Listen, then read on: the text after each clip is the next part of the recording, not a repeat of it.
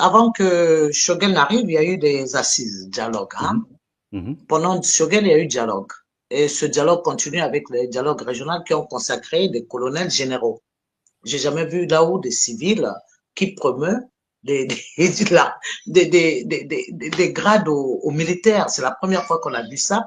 Et au fur et à mesure qu'on avance, comme dans une navigation à vue, les besoins qui se créent, toujours pour eux et jamais pour le peuple.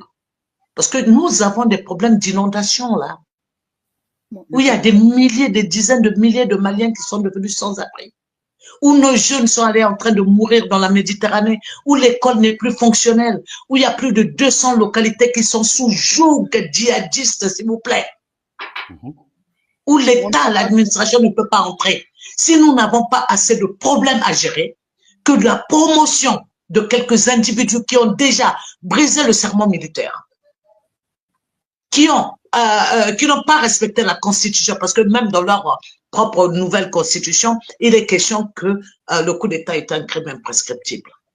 Donc, qui sont des fossoyeurs de tout, en fait, et qui cherchent du temps, parce que les résultats, qu'est-ce qu'ils demandent au final? Que Assimi soit président de la République, alors qu'il n'en aura aucune légitimité, qu'il soit promu président de la République, qu'on lui donne 5 ans, et que les partis politiques soient dissous. Mais qu'on nous montre un seul texte qui le permette. Parce que qui est 10 000 partis politiques au Mali, je ne vois pas en quoi ça dérange la République, du moment que, quand on n'a pas assez de députés, les partis politiques n'ont pas accès à l'aide de l'État, quand ils ne répondent pas aux critères.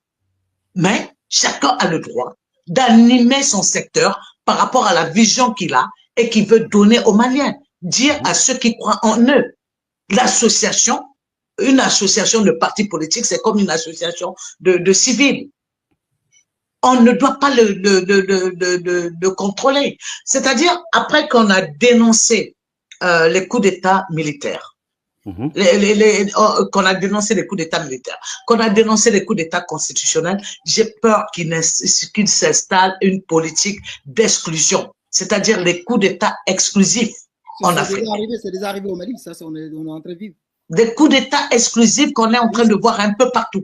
Donc, les gens choisissent leurs candidats. Ils choisissent les partis avec lesquels ils iront peut-être ou pas aux élections et choisissent les partis politiques avec qui ils vont être à l'aise dans le fonctionnement de l'État. Ça ne doit pas se passer comme ça et ça ne doit pas se laisser faire. Voilà.